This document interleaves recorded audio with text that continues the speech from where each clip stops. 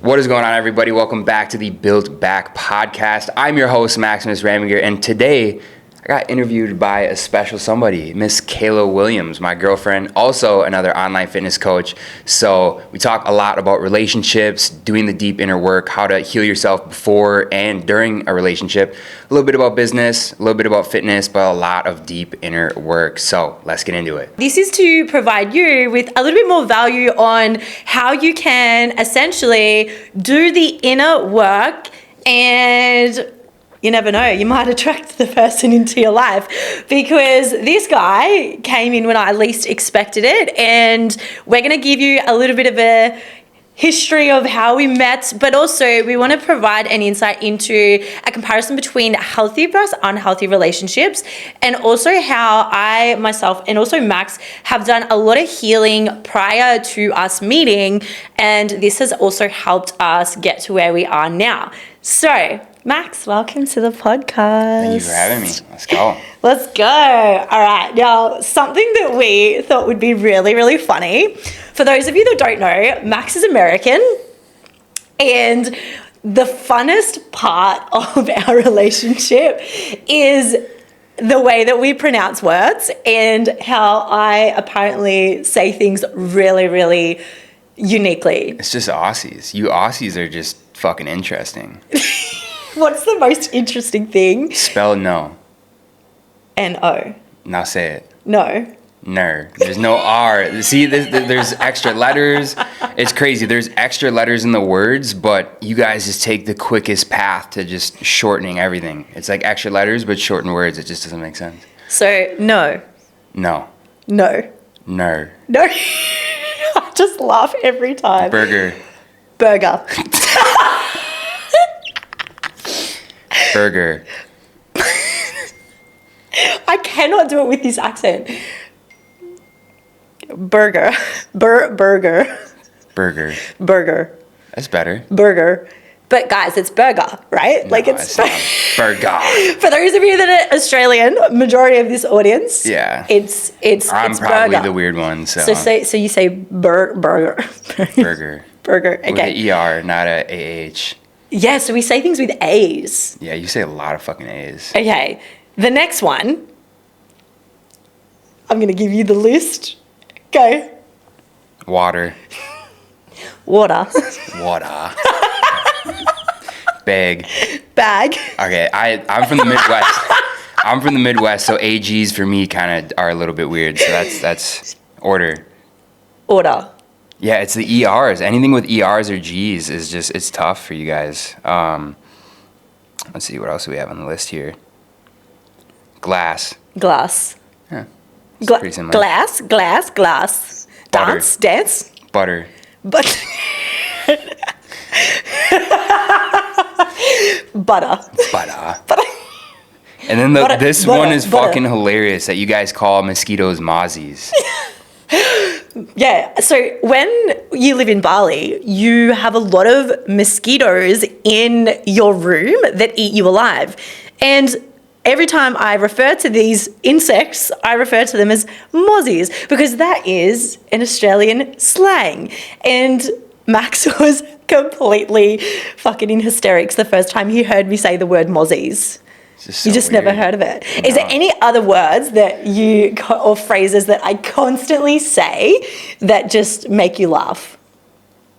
The ERs, everything that you say that ends in like a AH or just shortening. What about a words. phrase? Because I feel like there's certain phrases that I would say and you just laugh every time I say it. I just love, like, Aussies call people bogans. You guys drop the C-bomb, like, no tomorrow. That's just not a thing in America. You will get some nasty looks if you're dropping the C-bomb.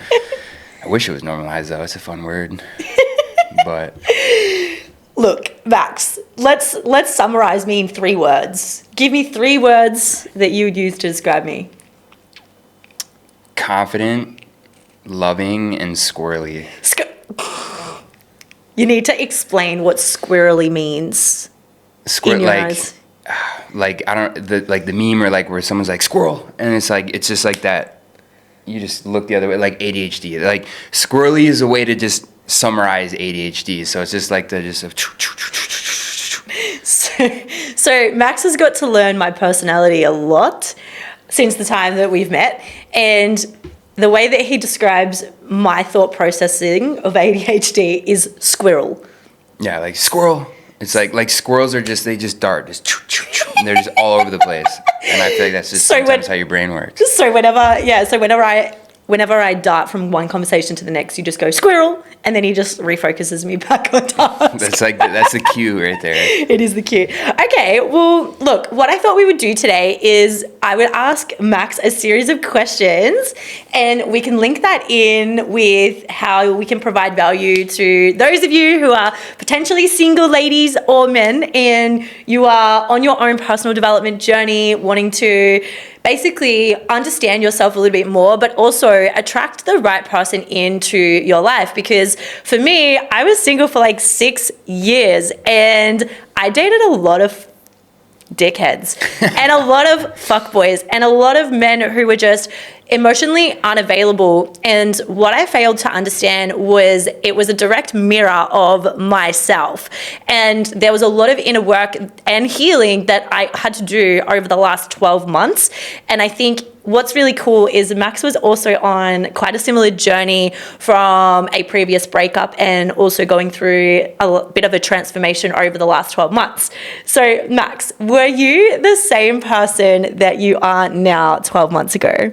Fuck no. No, massive differences. Like last year in January was about the time that I was like getting out of my previous relationship, and I was with them for almost 4 years, like a little bit over 3.5, and it was like pretty much all my years in university. So it's like I look back at that time of life and I'm just like, holy fuck, it was just kind of like a blur.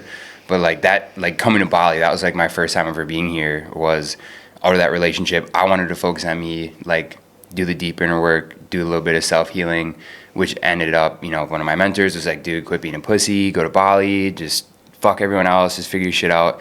Ended up here, and like that was kind of like the kickstart of my, like, I guess, rabbit hole of personal development, and just like realizing like how fucked up I was and that I had a lot of work to do.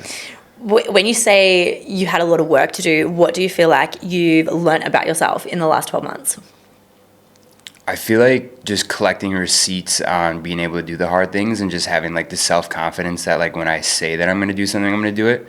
But also just kind of like overcoming the fear of commitment. Like that was just kind of a little thing that just kind of it would sneak into so many different aspects of my life, like whether that be relationships or work or just even in like friendships and just connections in life.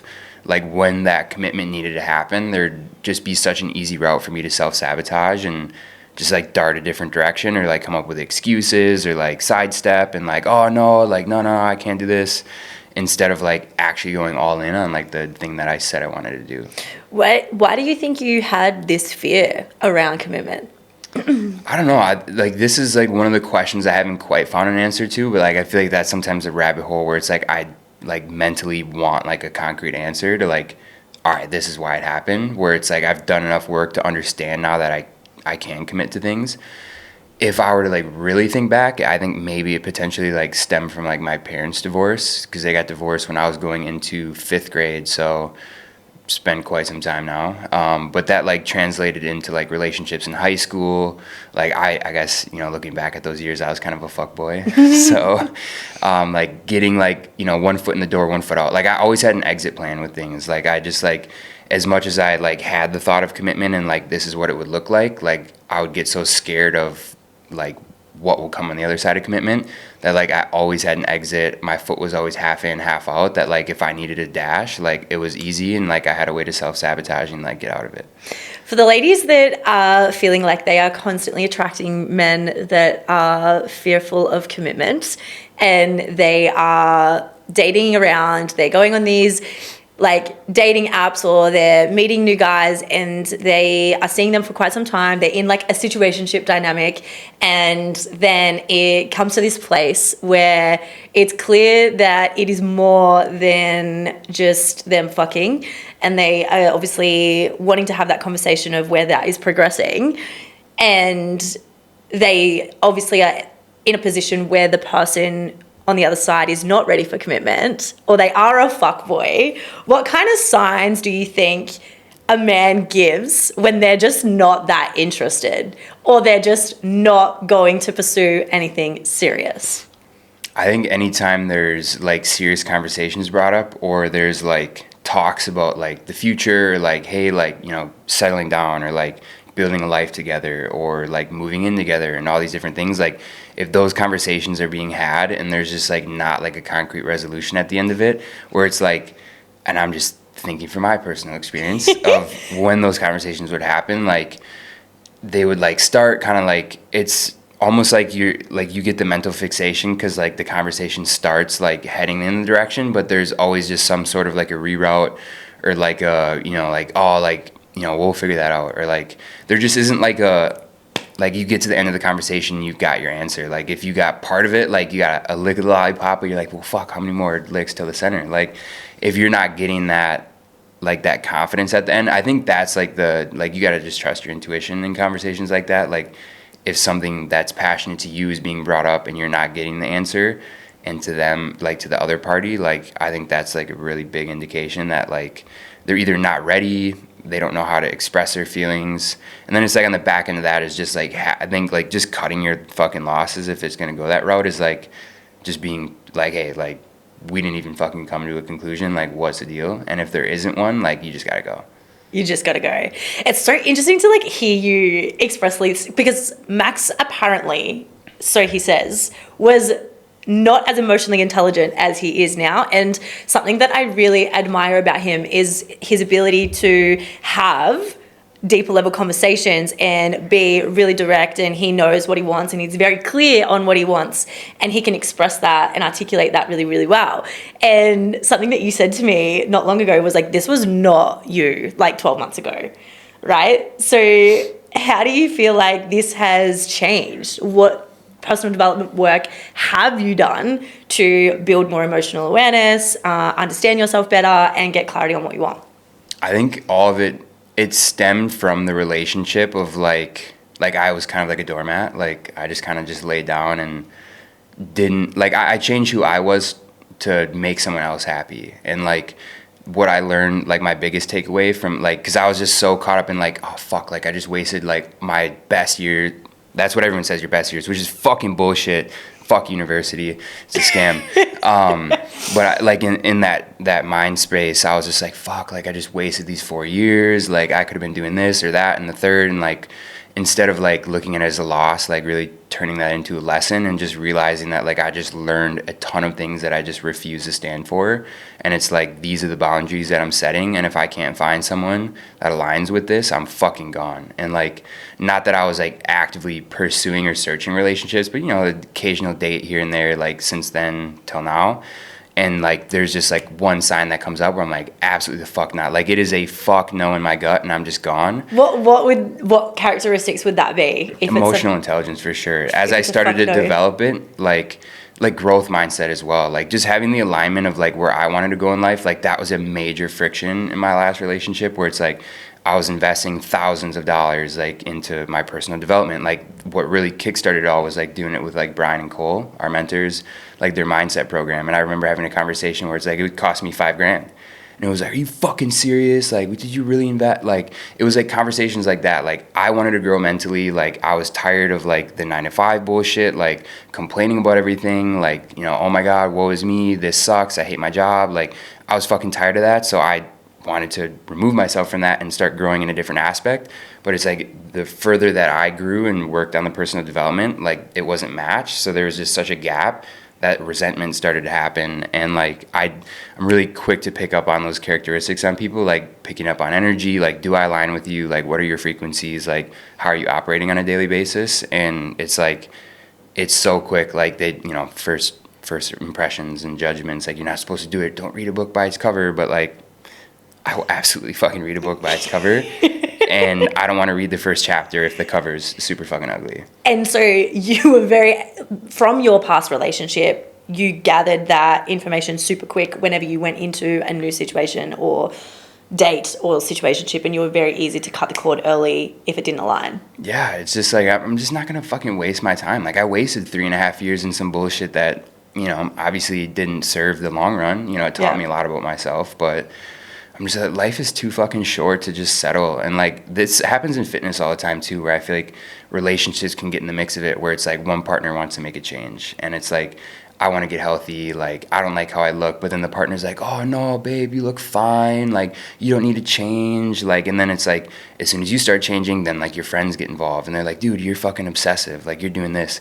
And like people get so caught up on like trying to please someone else, like whether that be their partner, significant other, friends, family, whoever that may be, that like you start to lose sight of yourself and your goals and your health. And that was like a big thing for me too. Like my lowest moment, like when I like dirty bulked to like 203 pounds, like when I was fat, like that was in the pursuit of just like, I just was like so numb to everything because I was just like so, like I was just like losing myself. Like I was just like. In the past relationship. Yeah, like I was just doing all this other shit. Like I was laying down, like I wasn't doing the things that I was like passionate about, and like I was changing who I was, how I spoke, how I did things, that like I just started to like chip away at just bits and pieces of myself, and just like it was easier to just let things slide. And then it's just like you just have that wake up call one day, you're like, what the fuck?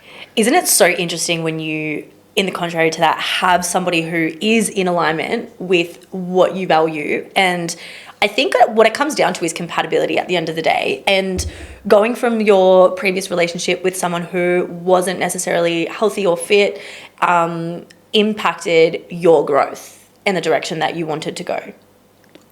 I would say it was more mentally fit than anything. Like physically fit wasn't really the issue. It was just like the difference in connections in the mind. But like that is a huge thing too, where it's like if you want to get fit, you know, maybe like let's just say like both partners are overweight and it's like one of them has the desire but the other one doesn't, there's going to be that fucking friction and it's going to be hard. Now, I'm not saying you have to just completely shit can your partner because they don't want to get in the gym or get jacked, get shredded, get toned, get lean, hourglass shape, whatever it may be.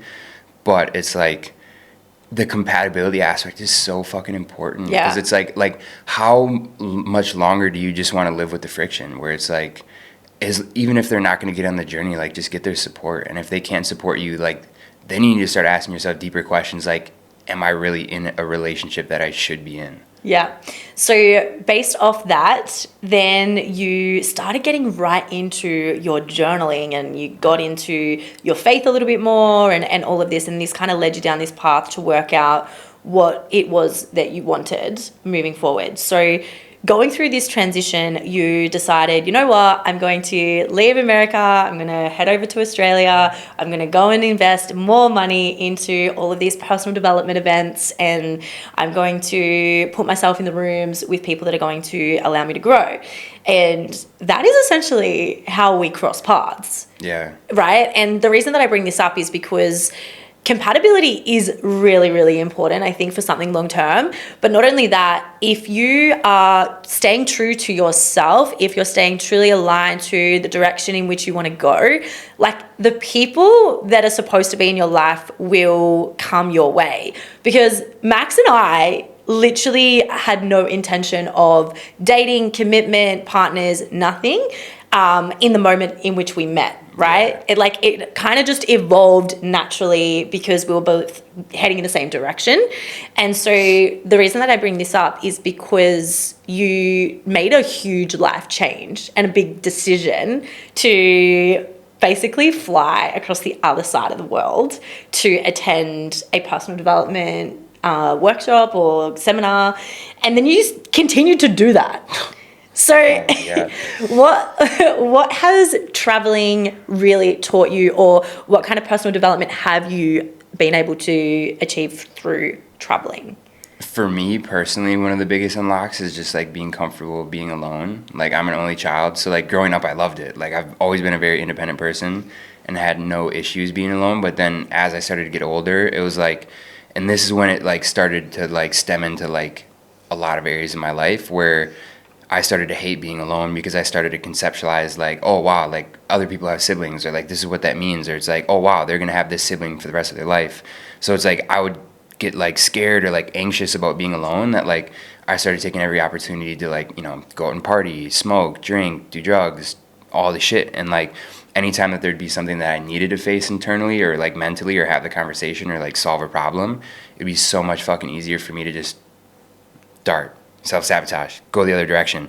So like I started to like pick up on these habits that where it's like, okay, like commitment was becoming an issue, which then stemmed into confidence and like not being able to just like love myself before I could love anyone else. But like traveling, being alone on the other side of the world, like not having like that immediate support system or like someone to my beck and call that like I gotta figure this shit out. Like I'm on my own, like do all the shit, like sink or swim kind of thing.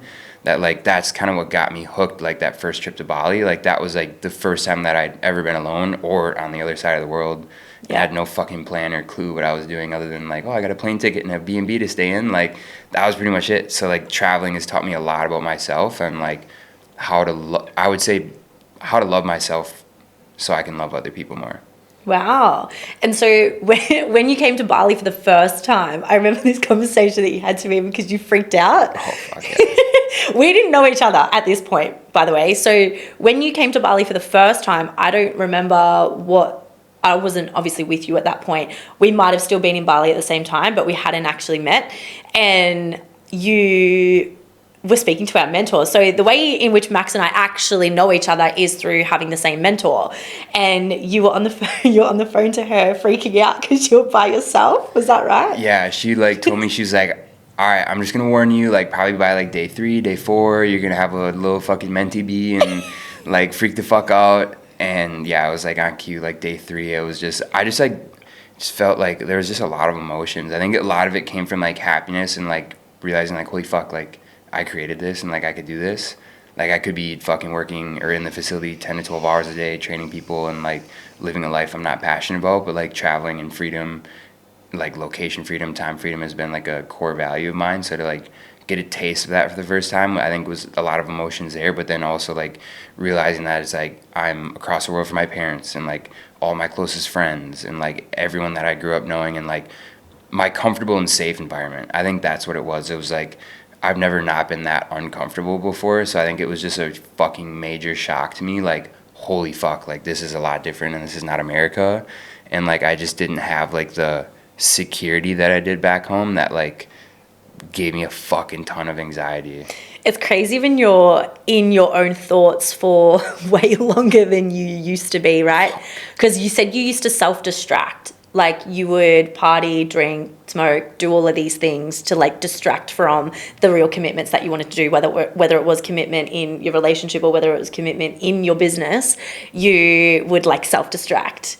Yeah. Right? Whereas when you moved to Bali, you didn't have all of these distractions. So then would you say that led you down exploring yourself, your identity more? Yeah, 100%. Because then I like, once I had more self-awareness, and I think like that's a key, like you look at like fitness, you look at all these different things where it's like, if you want to make a change, like that thought process of understanding like, oh fuck, like okay, I'm not happy where I'm at right now and I'd love to be here, and the gap between there needs to be some self-actualization of like understanding that something needs to be different. And when I started to realize all the things that I've kind of mentioned that were like stunting the growth in every aspect of life that I wanted, I was like, I gotta fucking get to the bottom of this and start understanding like why these things are happening.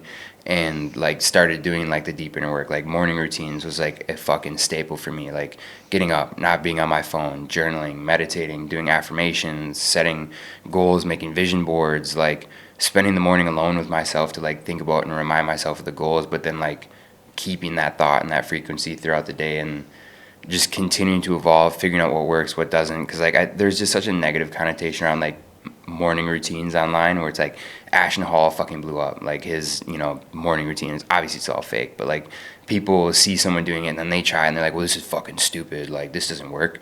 It's like they tried it for like 3 days and it's like there was a lot of trial and error figuring out like what did I relate to, what worked for me, what flowed with my days. But like yeah, like that morning routines was probably like one of the biggest things, just like having that time alone in the morning to like sit down and start unpacking all of these different things. What is your morning routine? Because I think that's something I really love about you, is how compatible we are with this. I must say, my sleep is the best it's ever been since you sleep next to me now, because Max goes to bed super, super early, and then he's like really strict on his morning routine, but also evening routine, right? So your evening routine is very much like, Kayla, 9 p.m. we're going to bed. No more. No more. Like, we're going to bed. And then I have been able to commit to that. And it was something that I really struggled with for a long time. So you're very good at like boundaries with like, you need to go to sleep, you need to get your 7.5 hours, and then you wake up at 4:30 in the morning every single day. And before you get into work, it's obviously your morning routine. Yeah. So what does that entail for those that want to start developing a more rock solid morning routine? Yeah, I mean, to get to where I am now, like I've tried a bunch of different things. Like there's one piece of this morning routine I need to add back that I love was meditating. Like I get up, like I don't even like take my phone downstairs. I put my phone across the room, so like I have to physically get out of bed to turn it off. And then once I'm up, and I it's kind of annoying. It's like a fat ass stack. It's like I just came back from the library because it's a bunch of different books.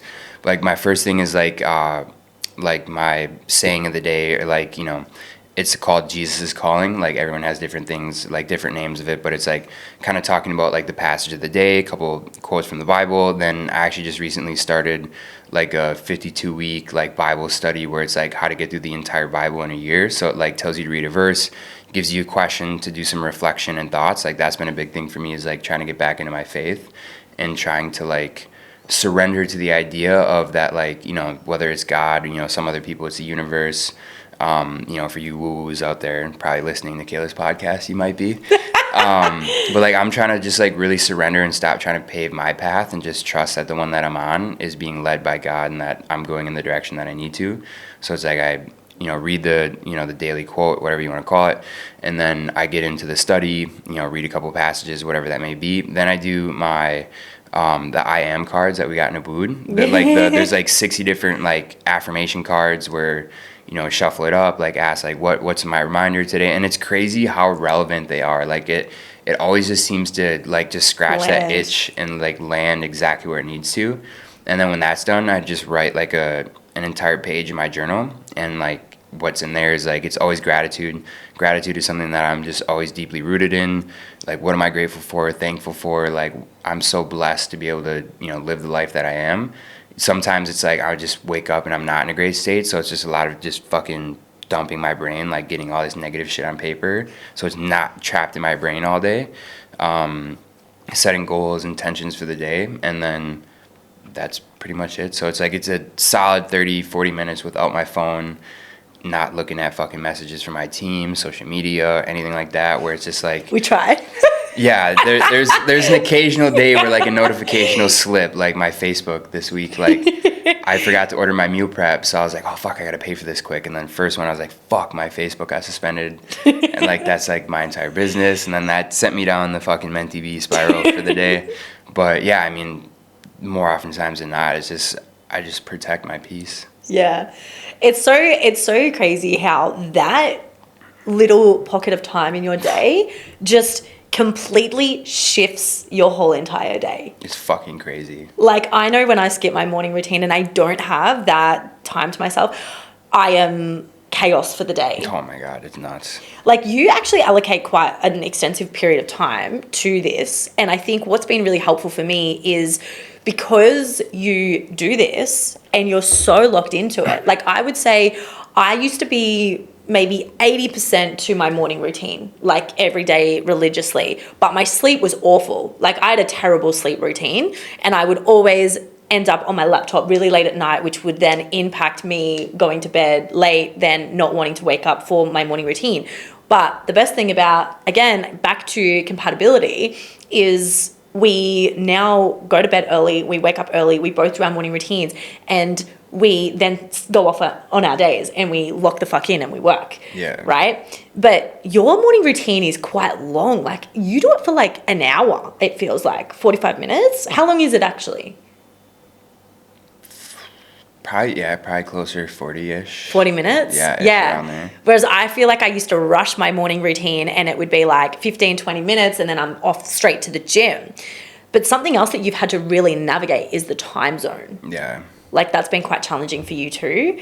And how do you go with that? Having your whole business that's like operating on a completely different time zone and you now trying to live in this time zone but also manage work at the same time. Yeah, it's tough because it's a 13-hour difference back home to Wisconsin in America. So it's helped me a lot with productivity because not I get way more work done over here in a shorter period of time because I know as soon as my morning routine is done, I have a pocket of time from like 5:15, 5:30 until maybe 10 to 11 a.m. of like having contact with the world and like being intentional with like communication and things like that, that like I've got to be on top of my shit. And then as soon as everyone in America is sleeping, then it's like, then I can get into my deep work. But then it's like, this is where like the boundaries come really important in the evening because it's like my evenings are like their mornings, like almost. So it's like people are like just kind of getting up, starting the day, where I'm getting ready to shut my day down. And I think that that's been a big thing is just like really setting the boundaries of just like, no, this is my time. Like I'm like protecting my fucking peace right now. And like this fire will be here in the morning and I can deal with it then after my morning routine. And but yeah, it's helped a lot with my productivity, but it is challenging for sure. Still something that you're working through. Yeah. So what would you say has been the biggest shift in the year that you had of personal development versus you now deciding to stay over this side of the world? Yeah. I mean, it's like this is the longest span of time that I've been away from home, like away from my parents, friends, family, all this shit. So like that was really hard mentally to kind of come to terms with that, like, holy fuck, like this really is a big change. Yeah. But I think it just always comes back to confidence. Like all the issues and the things that I've kind of just worked on over the last year, I think a deep rooted issue to all of them was just confidence. Like I didn't have the confidence in myself to commit to a relationship, to the deep inner work, to the business. Like, but now it's just like I continue, like an analogy I love using, and I use this with my clients all the time, is like collecting receipts. Yep. Where it's like, because there's always going to be a day that you like know you need to do something, but you don't want to do it. Like we fucking live, eat, die, and breathe fitness, and there's some days where we don't want to go to the gym, but we fucking do it. Yeah. We're both locked in on a shred at the moment. Yeah. Together. But it's like showing up and doing the shit on the days that you don't want to, or like doing something that you previously couldn't do. I'm really bullish on not using absolute terms. Like I hate saying I can't or I couldn't and all those different things. But like doing the things that at one point that you thought you couldn't do that you never did, like when you do that, you collect a consistency receipt. And it's like you just tuck that in your back pocket. So it's like the more receipts that I can collect, the easier it's going to be on the days that I don't want to go to the gym or like do something hard or difficult or like make a hard fucking decision that's going to weigh, heavy on the back end of like what's going to come from that. I can just reach in my back pocket and just fucking pull out a fat ass stack of receipts and I'm like, fuck, I can do this shit. Give me 3 examples of how you've collected receipts on building your confidence over the last year. I think the biggest one, like this was like probably my biggest unlock, because 2025 was like my first full year in business. Like that's when I like got out of the relationship. I quit my in-person training job, went all in on my passion of like starting my business and helping more people. Like I created a vision video and a vision board to start the year. And I set some fucking outlandish goals. Like, What were they? Like how much, how many people I wanted to impact, like where I wanted to travel to, how much I wanted to make, like different things in life and everything, like things that were like so far out of reach from where I was. Time. Yeah, that I was just like, holy fuck, this would be like really cool. So I would listen to this video every single day. And it's like, health, wealth, relationships, and self are like the 4 sectors of the video. And it's like you write the goals as if they happen in the current time, then you look at the list, record yourself on your phone, but like you're saying it with like tenacity, and like you're not just like for someone who would want to lose weight, I want to lose 20 pounds. It's like, damn, does it feel good that I like you've got the fucking energy. So it's like I'd listen to this shit every day, and at one point none of it was true, and then I would complete one. I'd be like, holy fuck. Like at one point this was just an idea. This was just on a piece of fucking paper. It was just a thought in this little fucking pink muscle in my head of mine. And then I would do the next one. And the next one. By the end of the year, I fucking checked off everything. I didn't leave a crumb. I didn't leave any stone unturned. Like, I did it all.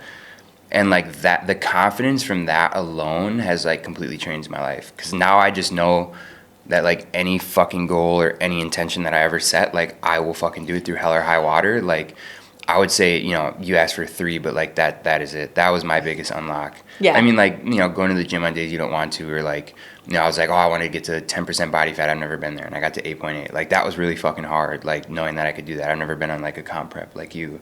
So like, that was another big unlock. But I think even just like this relationship, like committing, like, even before it was like, I had a couple thoughts. I was like, holy fuck, dude, you're about to commit. And then I was like, just fucking do it, dude. Like, everything feels so good. Like, just the alignment and everything. But yeah, I think like, yeah, those are just like a couple of things that have just like instilled just fucking ridiculous confidence. I think we can segue that into how we met. But before we do, I want to mention the confidence, because I think a lot of women, particularly, like, it's a large audience of women that we're speaking to right now. And I know that there's absolutely men listening to this as well. But something that really stands out to me in the lens of confidence is we look at confidence in the sense of how we feel in our bodies. But confidence is so much deeper than that. And building that confidence has so much more to do with how you view yourself, your decisions that you make, Language you speak. The language that you speak. And something that I admire about you is you call me out on limiting belief language that I use and things that potentially hold me back. So I have made a really good decision to like pay more attention to that language. But I think just in the sense of confidence, it's like, when you decide to do a hard thing and then you achieve that hard thing, that is another layer of confidence that builds, which is exactly what you've just mentioned here. It's like moving cities, which we both did that. We both quit like 9-to-5 jobs, and they're massive decisions to do. Yeah. For like the majority of people, like there's a level of like risk involved, there's a level of like uncertainty, there's a level of fear, all of these things that compound over time aid in building that confidence. And I think some people really struggle to understand that it is more than just like, I want to feel good in my body. It's like, well, what other things are you doing in your personal life that are maybe giving you that belief that maybe you can't achieve that, you know? Yeah. And I think too, even for us doing the New Zealand trip, where like we did the swing, I did the bungee jump, like even little things like that, even though it's like a big thing, aids confidence, builds confidence, because I was like, oh my God, that's such a fucking scary thing.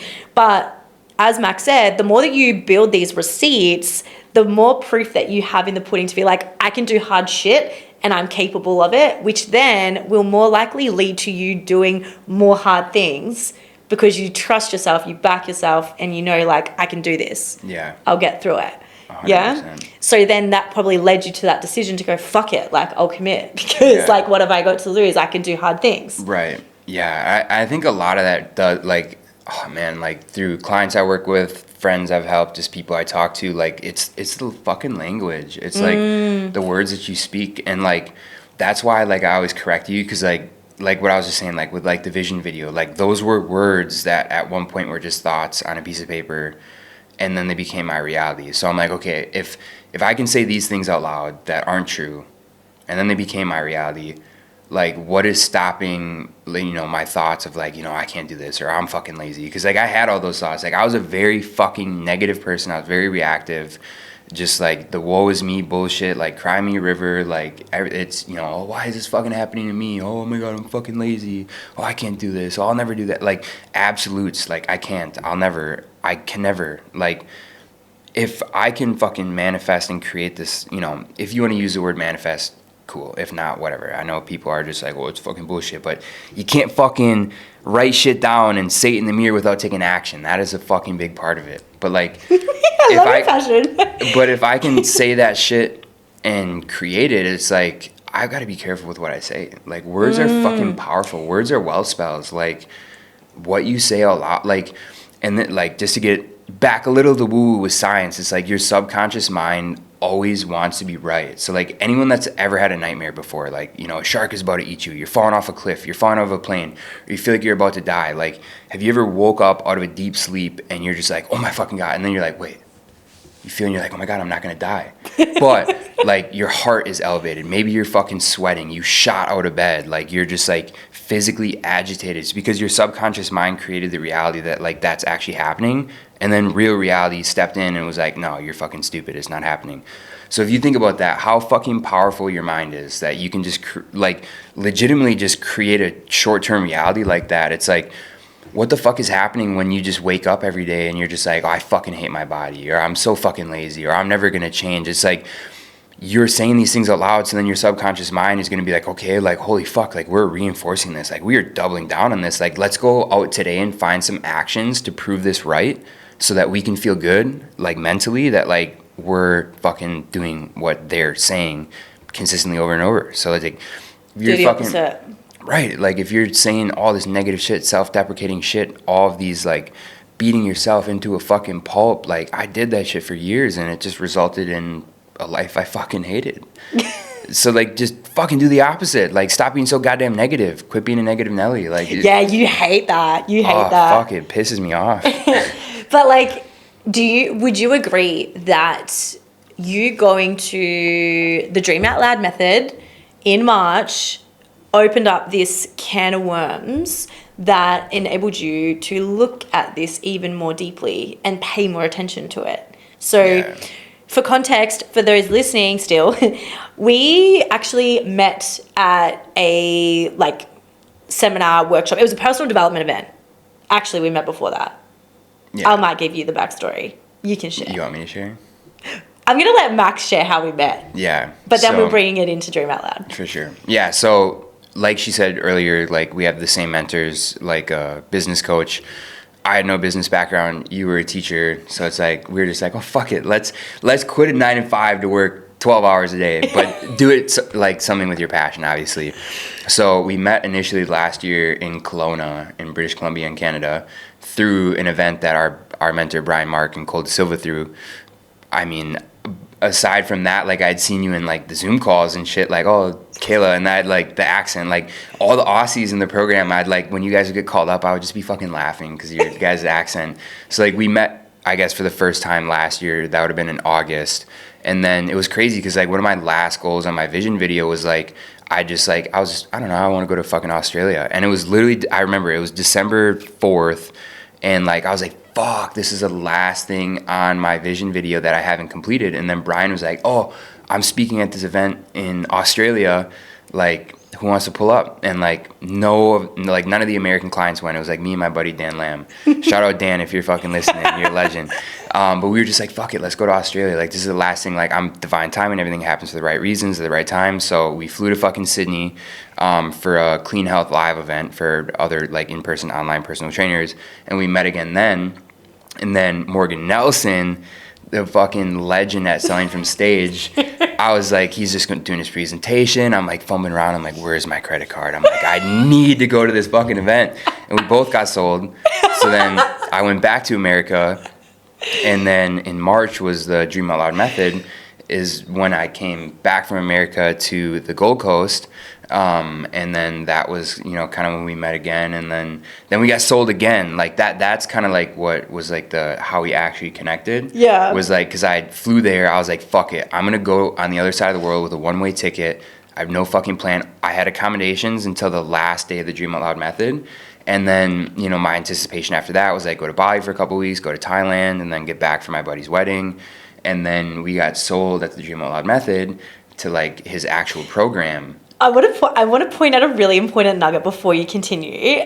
The pattern here with Max and I is like, we will invest thousands and thousands and thousands of dollars into our personal development with no question, because we know that the investment that we make in all of these things is like a 10x on our growth, not just like in our businesses, but personally. Yeah. Like the level of personal growth that you and I have got just from going to in-person events is insane. Yeah. Like, you know, me flying to Canada, you flying to Australia, like they're big trips, not just for the flights, but for the accommodation and for the tickets and like all of this. Like we do all of that to connect and be around more like-minded people. Yeah. So even to how we met, like was because we were both on our individual journeys working towards our goals. Yeah. And through the pursuit of working towards our own goals, we met. It's like so many people are trying to force things and like, oh, where am I going to meet my perfect partner? And like, you go on all these dates and you go on all this shit and you're like, what the fuck? Like, why isn't anything working? And I was in that spiral where I was just like doing that shit. And it's like, just focus on yourself. And then when you start focusing on yourself, things just happen when you least expect it. Yeah, when you're open to receive it. When you're open to receive. And so, like Max was saying, with all of these events that we went to in the lead up to Dream Out Loud, the key moment of us actually properly connecting was Dream Out Loud. And it wasn't a business event. It wasn't a fitness event. It was purely personal development. Yeah. And both of us were on our personal development journey. And I recognized that I had to go to this event. And this is a key important thing that I need to highlight. When we were sold into the Dream Out Loud method with Morgan, and that was back in December, I initially booked May. Now, I actually brought Coach Mads to this event and we were like, let's just book it in May. And I woke up one day in like January being like, I just got this idea in my mind and I was like, fuck it, I need to go in March. I can't wait this any longer. I'm going in March. I changed the ticket dates and then I went in March. I was like, Mads, you and I need this now. Like we need help. We need help now. But what I really learned from that Dream Out Loud method was like, I'm doing well in business, I'm doing well in fitness, like all these areas of my life are doing really well. But the biggest problem in my life is relationships, and not just intimacy, but in my family dynamic, in my friends, like that was the core missing, like that was the missing piece to the puzzle. And I was like, I need to start doing more personal development work. And that's when we went to this event. So I'll let you carry on from there. Yeah, so kind of similar. That was like kind of like my breaking point where it's like I had already done a lot of thinking, searching, a lot of deep inner work where like I made a lot of progress, but like I was like, fuck, there has to be another level. Because like if you are not where you want to be in life, it is because of you. There's no one else. Like you can't put the fucking blame on like your upbringing, your parents, your partner, your living situation, how much you make. Like if you want to be in a different fucking spot, like you have to fucking figure it out. And I realized that I needed to take self-accountability. Like, all right, motherfucker, like there is another level to this. Like that's why I was like, Morgan's so good. He's so good.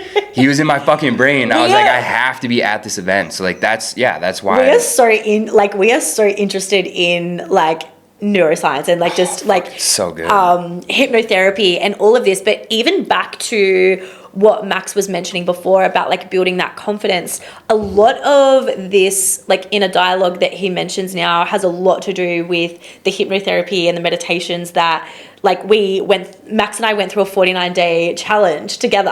Yeah.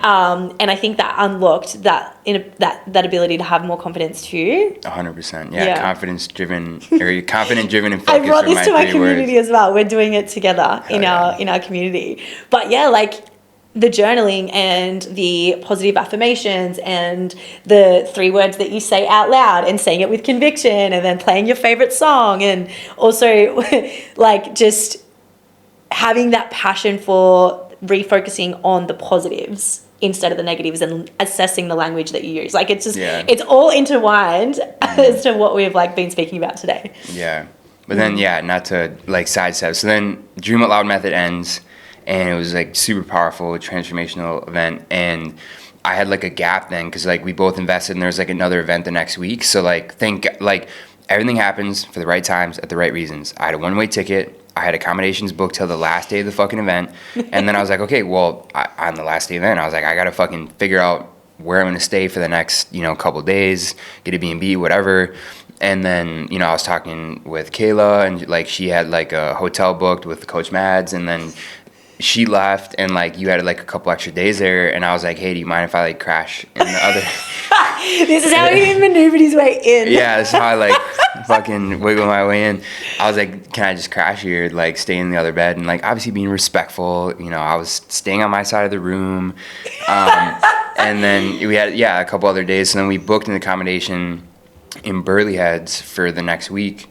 for like the actual event. And then like, yeah, that's kind of... Before we speak about Burley and moving into an Airbnb together for like a week, what were your intentions when you first moved into the hotel when Maddie left?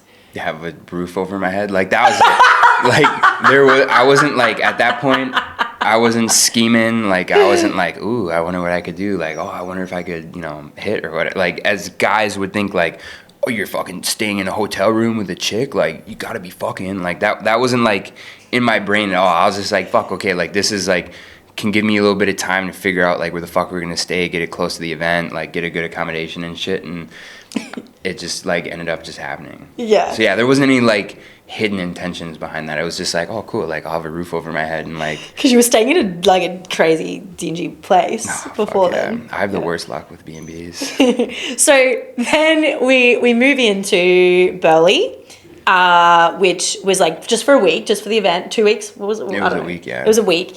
And then we booked like a 3-bedroom like house. Yeah. And Max, then what happened? It was like right off the back end of the event. So like we were just kind of like just having like a really open and like deep talk about like our takeaways, our learning or whatever. And like we were in your room talking about it, and then you just didn't kick me out of your room. So then I was gonna say, at what point did you go, I think I want to fuck Kayla? At what point? like how long before you were kind of like, okay, at what point is this actually going to not just be a housemate situation, but something more? I think it was just like seeing like the alignment, like seeing the differences out of like my few trials and errors after like the last relationship, like seeing the massive difference between like that old shitty relationship to like not even thinking that this would be one, but I'm like, holy fuck, like I didn't even like experience anything like it. Yeah, like anything like this, conversations like this, alignment like this. I was like, what the fuck? I was like, this is kind of crazy. That like it started to like kind of like open my eyes, like fuck, like this could be something. Like I would be open to seeing if it would become something. That was like, it was just like noticing like the alignment and just like that we're on such a similar path, that you're into personal development, that you're into fitness. Like we have a lot of similar core values, and like just like how easy it was to talk to you, I guess. Like nothing ever felt forced. Like it was just like very natural. Like there wasn't like, I didn't have to like force myself to like, hang out with you in your room to like have like a deep open conversation. Like it just like naturally happened. Yeah. So if you were to really like if you were to really distinguish between the two, because I think this is important, because I also want to speak on this, that I have not had such an easy experience in a relationship in my whole entire life. Like for me, this was super, super, super easy, effortless, and aligned as well, which made me go, oh, like this is actually what a good relationship looks like. And even just the conversations that we were having were so good. And I'm like, oh, like, emotional intelligence actually does exist. Like men can actually have deep level conversations. And that was something that I was seeking for a really long time. I was like, all these people that I was dating, they didn't match the intellectual conversations that I wanted to have. And I feel like I felt like I was going in a certain direction. I wanted to constantly up level personally, but also in business. And I knew for a fact that I didn't want to stay in Melbourne, and that would be a problem if I was to have a partner who also works in a set location. So something for me that I really started to make note of was the next person that I date needs to live be able to work remotely. I don't care if they're not an online coach. I don't care if they're like in the fitness industry, but I think in terms of compatibility and alignment, I really needed to have someone that wanted to travel with me and wanted to work on their business and then me work on mine. And when we met, like I completely friend-zoned Max. Like I had no intentions of dating Max. Like you say, he knows this. But like I was very much like, he's a great dude. Like he's amazing. We had some really good conversations. And then it just happened to be like, oh, hang on a minute. Like, Kayla, everything that you put on your list of like ideal partner is like kind of, this is kind of like a tick, tick, tick, tick, tick. And then I thought about this and I go, it's so much more than, you know, when it comes to dating in your 30s, I think it becomes so much more to do with emotionally intelligent values, qualities, alignment, compatibility than it does with just like, oh my God, you know, all these aesthetics and bullshit that people want when they're in their 20s. You know what I mean? Yeah. And that I noticed that too, where it's like, because I'm 25, so like a little bit of a gap in age. Not that it really fucking matters. It really doesn't. This was a big thing for me, actually. The fact that the fact that I'm the older one, but our maturity is very similar. Like, you are so mature for a 25-year-old. I literally was like, how the fuck is this guy 25? Like, I just couldn't believe it because, you know, 6 months earlier, I was dating someone that was 37 and had the maturity of like a 12-year-old. So the fact that you had like way more maturity than someone that's in their mid-30s was wild to me. Yeah, and I think a lot of that just comes from being an only child, and like my parents are a little bit older for someone I guess my age. If you were to like look at like, I don't know, the fucking median averages or whatever. Yep. So like I was always hanging around older people, so I had to like grow up like emotionally a lot faster. Like I didn't have like other kids to fucking run around the house with, no siblings or anything like that. But like kind of similar to you, like as soon as I got out of the other relationship, like when I was like, instead of looking at it as a loss, like look at it as a lesson. And like I wrote down all the same shit where I was like, I will never fucking stand for this shit again. Like I will never succumb to, you know, just making myself less of, like, and like this is what I want, these are the qualities. It's like, yeah, like the nomad lifestyle, being able to travel, work online, growth mindset, all the things where it's like that started to become the unlock for me too, where I was like, holy fuck, like Kayla's got all these things, like that's pretty fucking cool. So what would you say between your past relationship versus this one? Because obviously the fear of commitment was something that you overcame.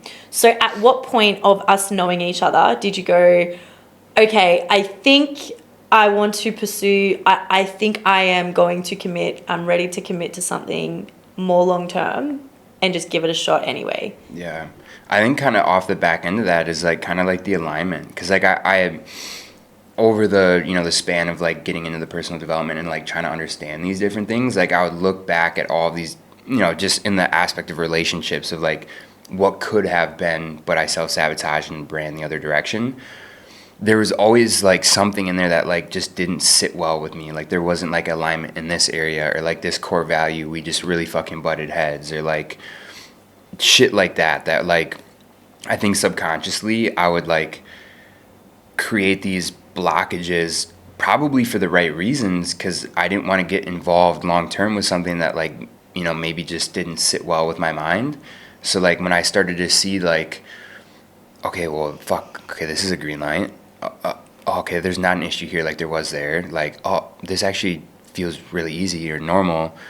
I was just like, fuck, I haven't had like that much like check market, like checking the fucking boxes, that I was like, fuck, like this is like, I gotta stop like searching and just like explore and like do what feels right in the moment and just trust my gut. And like I felt like everything was so aligned. I was like, it would be fucking stupid of me to just like self-sabotage and just like, well, what if? Like it's the fucking what ifs. If ifs and buts were candies and nuts, we'd all have a Merry Christmas. Did those instances come up? Like particularly, there was a period of time where you went back to America. I was still in Bali. I was in Melbourne for a little bit. Like there were periods of time where we were away from each other, but we had this kind of underlying thing where it's like, what are we? Like, are we actually going to take this like to the next step? And I remember being in this position, having a conversation with you, saying, I need to take this really slow. Yeah. And then I thought, maybe have I then self-sabotaged that by putting a block up, thinking, oh, he's not going to want to pursue this because I've already said I don't want anything serious, or I need to take something really slow. Do you know what I mean? Yeah. So no, I think that was like good, because like I think I probably was subconsciously not self-sabotaging, but still questioning if I was ready for like a commitment to that level, where I was like, fuck, I should probably take this slow, because this is like the most serious I've been since the last relationship. And yeah, I mean, like going back to America, I think it was just solidifying that I should, because I'm just fucking hammered with reminders of like my environment back home and like what people are like and like what women are like back in like What is the difference? I mean, like, I'm from such a fucking small town, so it's like everyone knows everybody. Like, I've heard all the bullshit. I know all the stories, like, and they know all the fucking shit about me too. So it's like I'm not, water under the bridge. It is what it is. But it's just like the growth environment where I'm from is just negative. Like, love all my homies to death, but like none of them are entrepreneurs. Like, my dad's an entrepreneur, so like that's like what sparked this interest. My mom's not. Not a lot in my family. My uncle is, so it was cool seeing that. None of my cousins are entrepreneurs. Like, all the people around me, like, there's no similar paths that I'm trying to walk on for me to like pull inspiration from. And like once I had set the boundaries, like, I'm not gonna fucking stand for someone that's not on a similar path. That's not like I was so dead set. I'm like, if you're not an entrepreneur, like if you're not having your own business or have the freedom, like fuck off. Like, it just wouldn't align. Like, oh, what? It comes down to a compatibility. Yeah, it's like, what? Oh my God, you're gonna go ask your boss to take off for a month to go across the world? Like, they're gonna tell you to get fucked. Like, you gotta ask to go to the bathroom at work at some of these places. I'm like, fuck that. Like, I'm not standing for that shit. And then it's like, I would like go on a date, and then I'd be like, what the fuck are you doing, bro? Like, they're working some fucking 9 to 5. Like, it's just not compatible. Like, no shade to them. Like, it's just not what I want. It wasn't the kind of conversations and things that you wanted to be having. Fuck. Oh my God. That's such a big thing. And it's like, I even noticed some of this shit with like my guy friends where it's like, we'll be fucking talking about like a party we had in like 2020, like COVID. Like, COVID didn't exist. Like, for you Australians, I know this is hard for you guys to comprehend, but like, I live in a very small city. So when COVID happened, that was like the unlock that we've never had. Like, there were no fucking 5 kilometer or whatever the fuck that is. I use feet. You guys are weird. But like, we didn't have those boundaries. Like, nobody in my city was wearing masks. Like, obviously the people that were like fucking freaking out about this and thought that the world was gonna crash down, like they were driving in their cars with masks on. But like, the people that I was around in the circle that I was in, like, we were fucking partying every weekend. We were fucking on the boat. Like, our life honestly got better. Like, COVID was like a blessing in Kiel, Wisconsin. It's correct. It's crazy because it was so different. Yeah. But it was a blessing in disguise for me because I think if it wasn't for COVID, then I actually wouldn't be where I am today. I would still be teaching. I was doing all kinds of retarded shit in COVID. I was still. Isn't it? I think a really key thing to point out with us is timing. Yeah. Because if we had met 12 months ago, there's no way, I can guarantee you, there's no way we'd be together. No, I used to, not that I was like a huge degenerate like 12 months ago, but like that was like a big part, like partying, like drinking, smoking weed, like all that shit. Like, I just love to just disassociate. Like, I just was like living for the weekends, which is like so common for people in America. Like, it's so crazy to think that too, because like, my opinions on that stuff, but I came from a pretty fucking similar background when I was younger, and being on the other side of that, it's all because both of us have done inner work. And if we were both on our own timeline, focusing on ourselves, doing our own shit, doing our own healing. And something that I really want to bring up is how much healing I have actually been able to do since meeting you. And I feel like, again, it's the grounding, it's feeling like it's effortless, it's easy. Even some qualities that I really want to point out is areas of past relationships for me were lack of trust, like cheating, just not having reliability or anything like that. And so what I've noticed is since meeting Max, I feel like these things have just like not even come into play at all. Like, there's just no question of like, do I trust you? Of course I trust you. Like, you haven't given me any reason not to. But a lot of walls that I had up going into commitment was because of such shit experiences in the past. And I think you can do so much healing on your own. Like, you can go and do breath work, you can go and do meditation, you can journal the fuck out of all the issues of your past relationships, and you can start understanding yourself. But what I realized is you actually can't do full like depth of healing until you're actually back in a relationship, because you will be re-triggered. I just spat. You will be re-triggered, and like Max probably doesn't even know that I've been triggered multiple times since like we've been together. And it's because of like the past relationships that I've been in. And what I can really assure is, since doing personal development, I've now reacted to certain situations completely different to how I would have reacted in the past. And some of these things, again, come back to, okay, if you've been cheated on or cheated before and you go into a relationship where that is just not even like, you just know, like it's not happening, it just changes things so much. Like, I don't know, have you had any experiences like that where you've like identified things from your past relationship and you're like, oh wow, like this is just not like my past relationship at all? Yeah, everything. To be quite frank. No, it's just like the alignment. Like there's just, because I was in like such a, the beginning of the growth period, I guess you could say, like starting my business, like starting to, really try to take the unconventional path of like, I'm glad I got my degree, but it's like, I didn't know anything about business. Like I didn't know how to start one, run one, numbers, all that shit.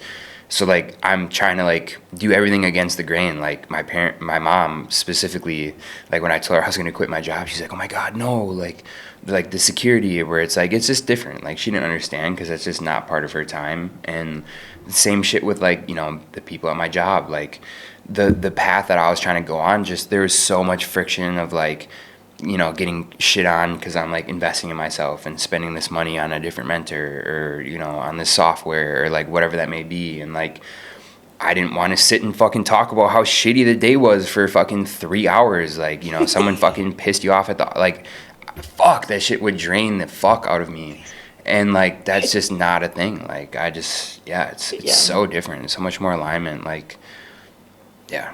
What I think I love about our relationship is we can be so honest, and I am the most comfortable I've ever been in a relationship. I feel like, when you're in a new relationship and you're just like, oh my God, like what if I do this or what if I do that and all these things, and I'm just like, I'm so open with you about everything. I feel like I can tell you anything. If something is bothering me, I can share that with you. Or like, I even feel like we're so good at reading energy that like, if you're stressed with business or work, like I can just kind of let you be, when I'm stressed, and you just like, just tell me if you need space. Like I'm all good. And that just helps so much with just being able to openly communicate and express, because I think that a lot of relationships that I was in previously, the men could not express themselves. They would bottle things up and they would just ghost or leave or fleet when things were hard. So it was always this like repeated pattern of like rejection, or I'm not good enough, or like what have I done wrong, and why are they mad at me, or like blah blah blah. And then whereas with you, it's like, you're available, you can comfort me, but you can also like just listen. Like you have that emotional awareness and intellect that a lot of people don't, and you can be vulnerable, which is another really good quality too. I appreciate it. But you're also a boss. Like, gotta fucking lay it down when it needs to. But yeah, no, I mean like I would bottle shit up forever. Like that was like a major negative quality of mine, that like in the pursuit of like not liking being alone, so I would go out. Like that was just my way of bottling things up until like, I like went to like my first therapy session and like started to like really open up and realize that like it's not healthy to fucking hold all this shit in and this resentment and all this anger and frustration with myself and other people. And it's like I started to realize where it's like, fuck, as soon as I started doing that, things started getting a little bit better. And it's like I just follow the cookie trail.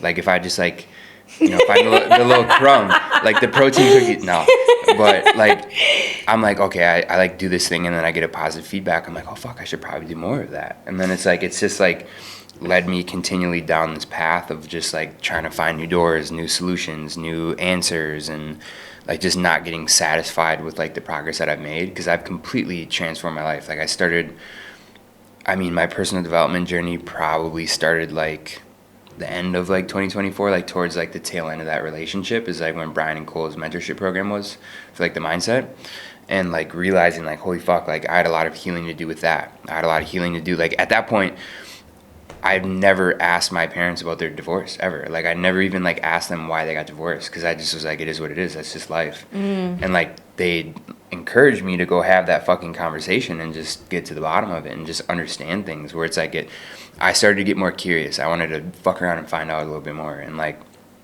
just keep going down these rabbit holes of like identifying an issue. Like, okay, confidence is an issue. Like, where am I not confident? Okay, these different areas. Okay, how can I start building the confidence? How can I start brainwashing myself into thinking that I am confident in those areas before I am? And then it's like, okay, like, cool, let's move on to the next one. And it's like I'm just like so fucking passionate about just like fixing things and like figuring out how to make things better. It's so crazy because I think the past version of you before you went down this journey was every guy that I used to date that I was like, this is why I'm never dating again. And then like literally because you've evolved over time, you are now the version of like the ideal partner that is actually worth sticking around for. You know what I mean? Yeah. And this is why we're so aligned, is because we both had to do some digging. Yeah. Do some exploring 100%. before we get to it. So a couple of questions. I thought that it would be really cool to finish the episode with some rapid fire. But I do want to ask you, what has been your biggest lesson since being in a relationship with me? Just to fucking trust yourself a little bit more, and just like if I wouldn't have trusted myself to like take the leap, like I wouldn't be in a spot that like I'm super fucking happy and like just loving life. Like just trusting yourself more for sure. I have that intuition too. It's like it felt right, because I think I did that too. It's like, what's my biggest lesson is, you know, every relationship is different, and my biggest lesson is like you just have to trust that what you're feeling is aligned. Yeah. And I remember saying this to you too, because I was like, I know how I'm feeling. I just want to know whether we're on the same page. And then you were like, oh, we're completely aligned. Like, I feel exactly the same. Yeah. And then it was just like, that was just a no-brainer. It was like, well, let's just like continue doing what we're doing because we're heading the same direction anyway. Yeah. Right? So biggest lesson is that.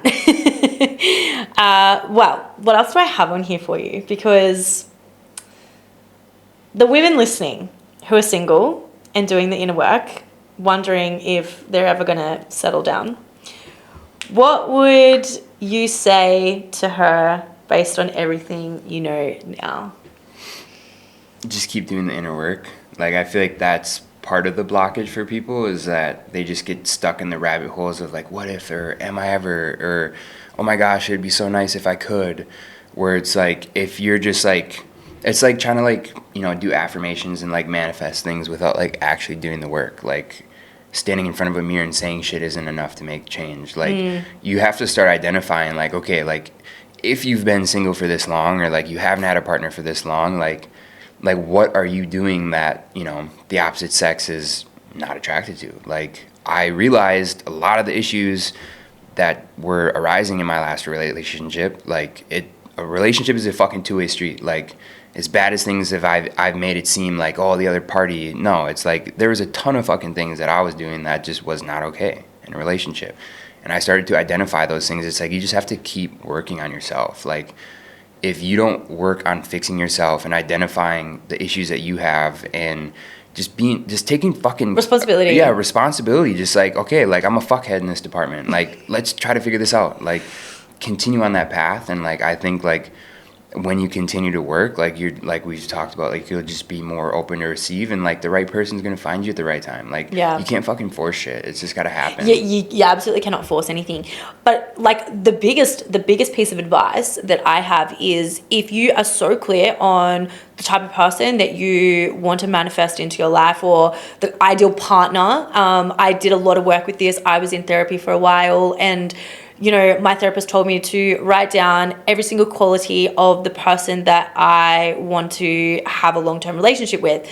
And she did say to me, she goes, intentionally date, But the thing is, you need to identify what of those qualities are your ideal partner, and do you match those qualities? So if you want someone who is ambitious, driven, good communicator, I don't know, fit, healthy, whatever, like, are you those things? Because if you're not those things, then like, what makes you think that you're going to attract that person into your life? If 100%. you want someone who is, a particular, like, has a particular, I don't know, job, or they live a certain place, or whatever it is, it's like, okay, well, are you in that position? And if you're not those things, then it's probably not going to happen, right? 100%. Because they do say that, like, you mirror the person that you date. And like, if we look, we're very similar in our values and what we're doing, right? Absolutely. So it makes sense.